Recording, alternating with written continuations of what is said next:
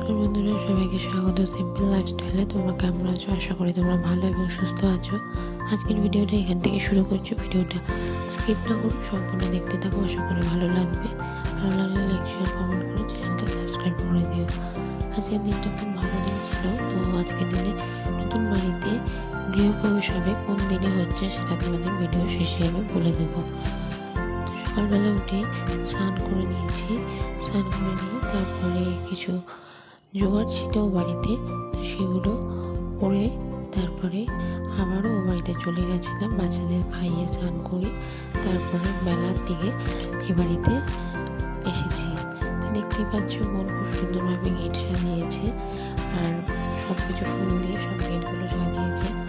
আর আমি এখন মেখে নিয়ে উপরের দিকে উঠছি, দেখছি সিঁড়ির জানলাটা তো খুব সুন্দরভাবে ফুল দিয়ে সাজিয়েছে। ঘরের মধ্যে ঢুকে দেখি মা এখানে বসে আছে, আর ঠাকুর মশাই ওখানে পুজো করছে। তো সকাল থেকে অনেক কিছু নিয়ম কানুন হয়েছে, সেগুলো তোমাদের সুযোগ পেলে আমি একটা অন্য ভিডিওতে শেয়ার করবো। মা বসে আছে, আর ওদিকে দেখি বাবা বসে আছে, আর এখানে ঠাকুর মশাই পুজো করছে। যেহেতু গৃহপ্রবেশ অনেকক্ষণ সময় লাগে পুজো করতে, যেহেতু নানান রকম দেব দেবতার পুজো হয়, দেবদেবীর পুজো হয়, তাই জন্যে অনেকটাই সময় লাগে। তার থেকেও বড় কথা, জোগাড় করতেও অনেকটা সময় লাগে। এখানে মা চণ্ডী আছে, মা মনসা, মা মনসা আর নারায়ণ, শিব পুজো, নানান রকম ঠাকুরের পুজো হবে। আর এখানে বাবা একটু বসেছিল, তো বেশিক্ষণ তো থাকার না, তারপরে আবার নেমে এসেছে। আর এখানে বড় মেয়ে মানে দিদির মেয়ে ও বসেছিল। আর এখানে ভিডিওগুলো তোমাদের সাথে একটু শেয়ার করে নিলাম। আর তোমরা যারা চ্যানেলটা সাবস্ক্রাইব করেছো তাদেরকে তো অসংখ্য অসংখ্য ধন্যবাদ। আর যারা এখনো পর্যন্ত করোনি অবশ্যই সাবস্ক্রাইব করে দিও, আর পাশে থাকা বেল আইকনে ক্লিক করে দিও। এখানে সব কিছু পুজো প্রায় হয়ে গেছে, এবার তার জন্য আমি বলতে এবার বেলপাতা দিয়ে এবার যজ্ঞটা শুরু করা হবে। এখানে মেয়ে ও বাবার কাছে কিছুক্ষণ ছিল, তারপরে আবারও চলে এসেছিল। আর তার মধ্যে বাড়িতে লোকজন অনেক আসছিল,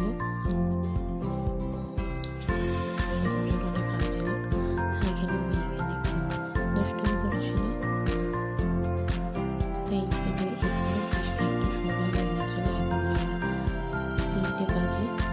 আর ওদেরকে খাইয়ে তো এখানে এসেছি, তাই জন্য অতটা চিন্তা নেই। বেশ খানিকটা সময় হয়ে যাওয়ার পরে এখানে পুজোটা খুব সুন্দরভাবে হচ্ছিল। আর তোমরা বলো যে যজ্ঞের আগুনে কোন শুরুটা শুভ আর অশুভ, সেটা অবশ্যই একটু কমেন্ট করে জানিও। এখানে ফল কাটা আছে, শসা, পেয়ারা, আপেল, মৌসুমী লেবু, খেজুর, কলা, অনেক রকম ফল আর নিবেদন করা হয়েছে। আর এখানে সিন্নি বানিয়ে মা ঠাকুরকে নিবেদন করেছে। এখানে এই করে বেশ খানিকটা সময় কাটার পরে কিন্তু যজ্ঞ শুরু হয়ে গেছে। তো বেশ ভালো লাগছিল, খুব আনন্দ একটা লাগছিল। নতুন বাড়িতে গৃহপ্রবেশ হবে, অনেকটা বাধা অতিক্রম করে আজকের এই দিনটা সফল হয়েছে। তো তাই জন্য খুব আনন্দ। এখানে মেয়েকে একটু বসেছিলাম, বেশিক্ষণ বসে থাকা যাবে না, অনেকটাই আগুনের তাপ হবে, তাই জন্য বেশিক্ষণ না বসে মেয়েকে একটু পাশে ছেড়েছি। ওর মেশো ছিল ওখানে, ছোট মেশো, সে একটু নিয়ে ওকে আদর করছিল। তারপরে আবারও নিয়ে এসে আমি একটু বসে আছি। এখানে বাবা আসর বাজাচ্ছিল, তো এখানে যজ্ঞ শুরু হয়ে গেছে।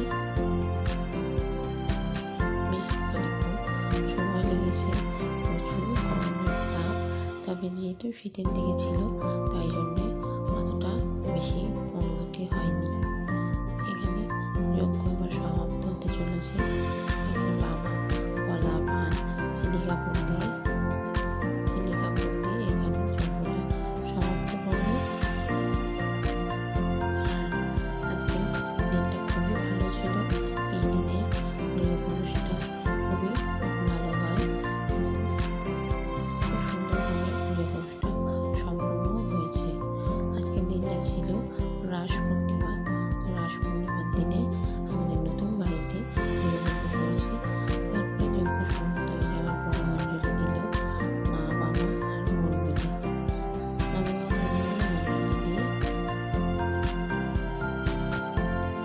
দিয়ে তারপরে রান্না বসে আরতি হলো। আরতি করে তারপর শান্তির জল,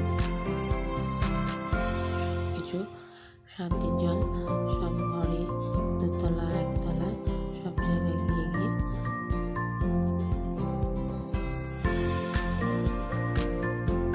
বাবা মশাই শান্তির জল দিয়ে আসলো।